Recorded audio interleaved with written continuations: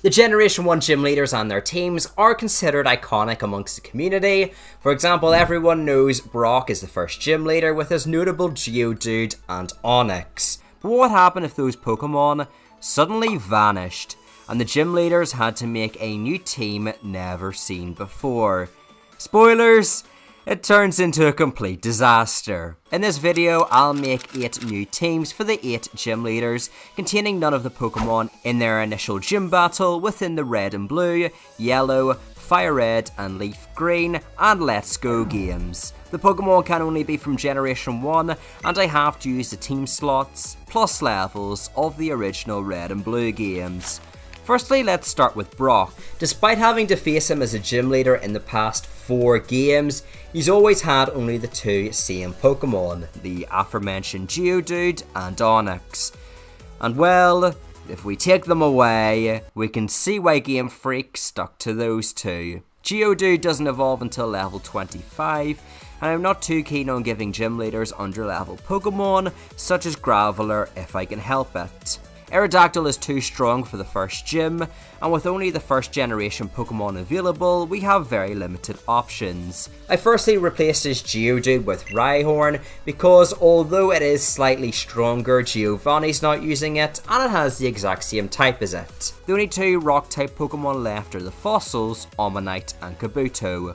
Personally, I went with Kabuto because it features more in the manga, and Kabutops is on his team in the World Leaders Tournament, whereas Omastar is not. While I'm counting the initial gym battles for what Pokemon I can and can't use in this video, the Generation 1 gym leaders feature in a lot of games. They're available in the post games of Gold and Silver, Heart Gold and Soul Silver, and also the Black and White 2 games. So while the teams in those games don't count in disqualifying Pokemon, I can certainly use them as inspiration for this video.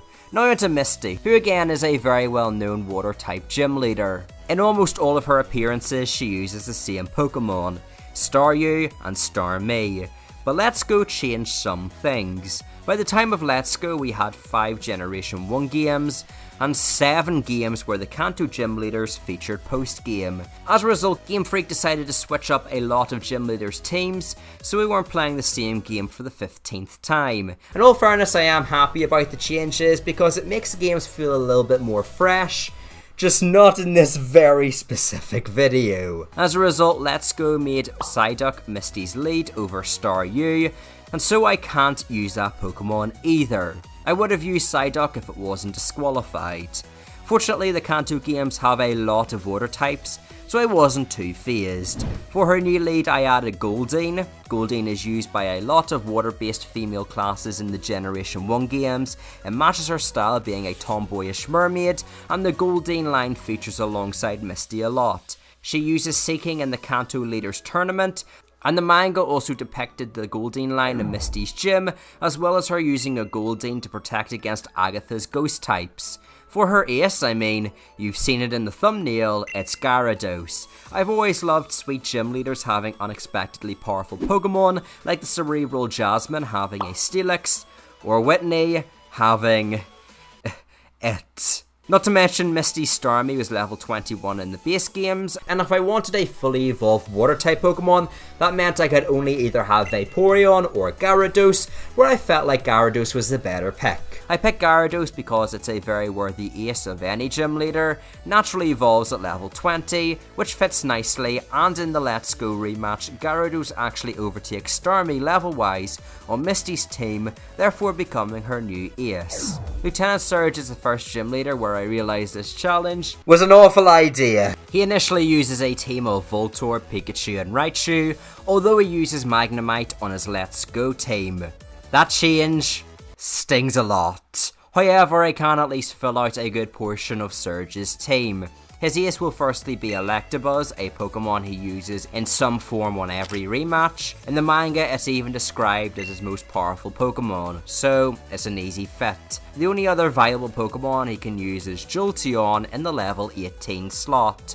Much like Electabuzz, it features in the Kanto Leaders Tournament and Let's Go rematch. Plus it fits the electrical animal role like Pikachu did on the old team. But now that we get to his later Pokemon, we have an issue. Voltorb Voltorb and Magnemite don't evolve until level 30, and the Pikachu line is out of bounds. I'm also not giving him a Zapdos. If this were solely Let's Go, then I would be able to give him an Alolan Geodude in the lead slot, but unfortunately that doesn't work for the older games.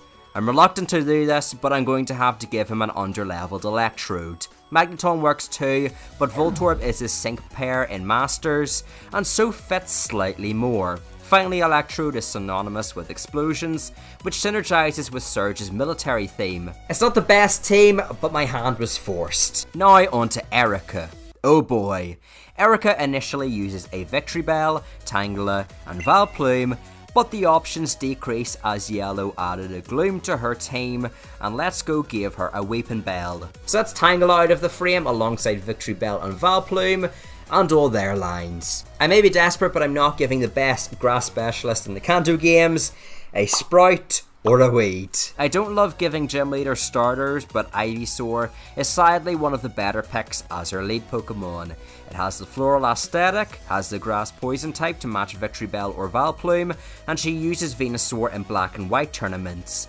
Venusaur also features very prominently in the manga as Erica's main Pokemon. Secondly, I give her Execute. Since it's a stone evolution, I could have evolved it into Executor to add further viability to the team, but for reasons that will soon become clear, I declined. Unfortunately, the only grass type that Erica hasn't used in her teams, which aren't Executor and are fully evolved, is Parasect. It's weak and not a great fit, but she does use one in a Let's Go rematch, so at least there's that. Koga quite frankly uses a bevy of poison type Pokemon. His initial team has 2 Coughing, a Muck, and a Wheezing, but Yellow give him a Mothma and weirdly Venonat. 3 Venonat. In their 40s. But Let's Go hurt the most, giving him Golbat, which I definitely would have put on the team to add viability to his Crobat ace in the Gen 2 games. Sadly, it looks like the Gen 7 devs got to it before me again. Fortunately, Generation 1 had an insane number of poison types, so rebuilding Koga's team wasn't too hard. His first Pokemon will be Arbok, a fan favourite in the Pokemon universe that he surprisingly never used in the mainline games. He uses a Tentacruel in his Let's Go rematch team, and it provides him with a nice response to ground types. Finally, since Giovanni isn't using them, I give him a Nidoqueen and his new ace Nidoking. Personally, I'm surprised a Pokemon as strong as Nidoking hasn't been used on Koga's team, but I'll take it for this video. Sabrina, similar to Koga, uses a lot of different Pokemon across the generations. In her first team she has a Kadabra, Mr. Mime, Ace Alakazam, and for some reason, a Venomoth. The Generation 1 games have a lot of fantastic and unique Psychic type Pokemon for the region, and yet they decided to give her a Bug type. And the Yellow games get even worse. Why does Sabrina only have the Alakazam line? Why does she have an Abra at level 50?